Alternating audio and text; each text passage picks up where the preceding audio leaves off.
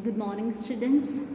In this class, we are going to learn about writing email.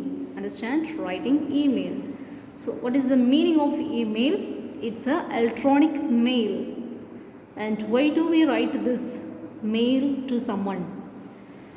The message will be in short and it will reach fast and it is very cheap. So we need not spend much time like writing a letter to someone. So same when we write a letter or when we write an email to someone, both the format will be like formal and informal method we follow. Understand? So understand very clearly, writing email is a short message and it's a very quick message. Understand? Yes. So you have got some kind of an idea. Since 2 years you had been learning, so you have some understanding regarding what is an email and how to write. So there is some changes are being made. Go through this, you will understand what is all about. So there is no need to write. These are the guidelines you have to keep in mind when you write an email. So there is no need to write postal address and date like writing a letters to someone. And if you go through the mail, I'll be posting a picture onto that.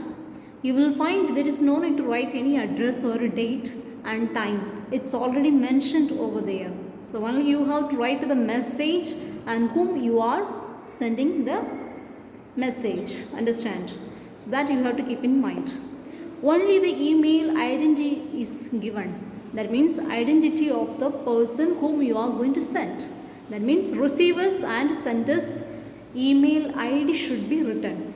When you write the ID, avoid using capital letters and there should not be any space in between. So keep this 2 point in your mind. Avoid using capital letters and leaving space in between writing any letters. Second one, the main point of the message is given in the short subject line. Like writing letters, you have got a subject 1.5 line or 1 line. So here subject will be of 1 line. It should be very short, to the point. When you write the subject, it should be to the point. Third one, we can start the email with formal or informal greetings or even without any such salutations. It's not compulsory you have to write a salutations. You remember what is the salutations? Respected, reverent, understand? Yes, or dear. So if it's a formal, we write to the official. Informal, we write to our own beloved ones. So same method we are going to follow, and if you are not writing, it's not a big thing. Okay. Next one, the message is kept short to the point. Mail should be written short. Don't go for lengthy sentence. And the meaning, what you want to say, has to be briefed when you write the mail.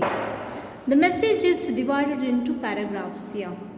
How many paragraphs? 3 paragraphs. The first paragraph will be opening sentences. Second paragraph, main content.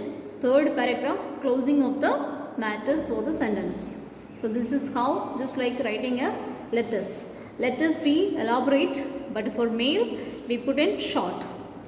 Next point, the formal endings are avoided. We can end the email by just writing our name. Yes.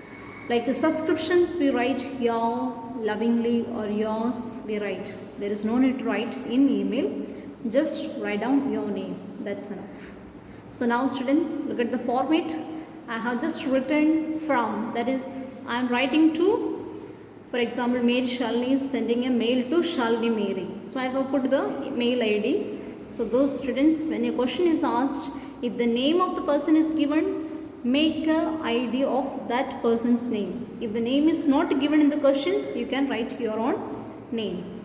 But avoid writing your name, use some other names. Then subject, I have left 1 column. So when you divide the columns, keep in mind from, to and subject, 3 columns. Then comes salutations. It's not compulsory, but I have put it. Those who want to use it. Then body of the mail, that is beginning of the paragraph. Then content, then conclusion to the paragraph. then followed by signature. So keep in mind these things when you write an email to someone. Students, follow this method. Don't forget, when you write the content, keep in mind what is the matter, where, and timing has to be mentioned. Keep in mind. So first to frame the sentence in your mind, then you write down. So when you draw the mail or when you draw an outline to the mail, use the pencil, don't use pen. So these are the points you have to keep in mind. Students, I suppose you must have understood. Do it well and try to do more exercise. May God bless you.